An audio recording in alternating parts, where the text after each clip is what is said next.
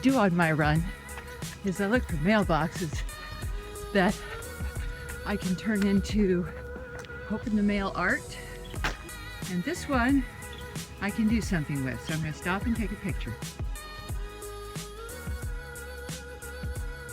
The wild roosters of Arroyo Grande always remind me of Julie Baker and Flipped and all her chickens and her tree.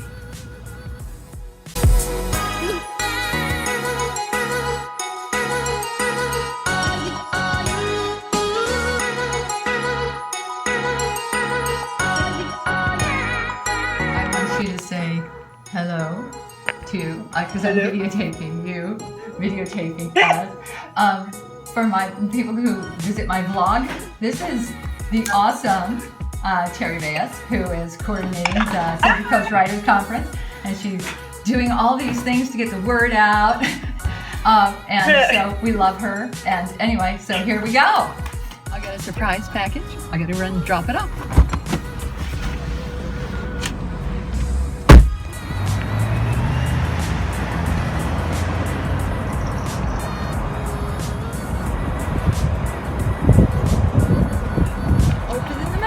Stepping outside my comfort zone today to attend a luncheon of entrepreneurial women supporting each other in their endeavors.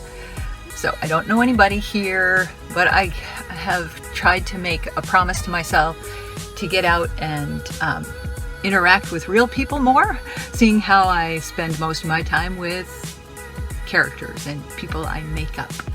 Just finished the women's networking meeting. It was nice.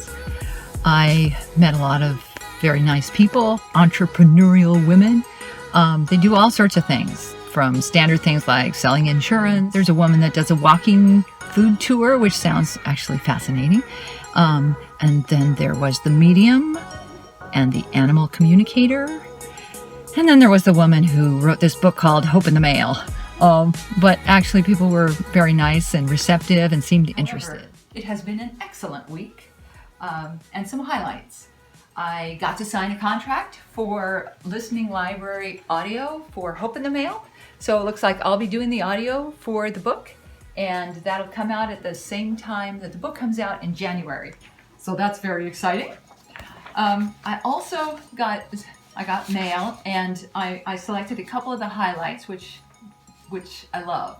One was about Sammy Keys. So this woman's been trying to write me apparently for 10 years, and she tells the story of why she had the false starts and how she's finally sending me this letter, and why it is that here in her late 20s she still wants to write to me. She says, and so there's this one part in here that I really loved. She says, in retrospect, I think this is why I idolized Sammy. Her decisions were based on what she wanted or what was right. She never worried about her looks, and she never questioned if Casey thought she was pretty. I ached for that kind of confidence. Don't we all? And then she signs off with, as I write this, I'm realizing that my goal all this time has been to eventually like myself as much as I like Sammy. I think I'm slowly getting there. So, that hit me straight in the heart. And then I also got an email from a woman who was a reading teacher, a middle school teacher for many years, and she introduced her classes to Flipped, and they read that every year. And she just loved the book. And her grandmother, when she fell ill, she used to be a farm girl, and so she used to raise chickens. And so this woman decided that she wanted to read something to her. So on her regular visits, she would read a chapter out of Flip to her every time she went. And there was this one part that the grandmother apparently really loved, and that was the part when Julie was up in the tree and was describing the view from there. So, and then she goes on to say that at the grandmother's funeral, she read that part of the book as part of the comments that she made about her grandmother. So, that really, really got to me, because that really got to me. It makes you feel like what you do is worthwhile, even though sometimes it takes a long time for that information to come back to you. So these really made my week.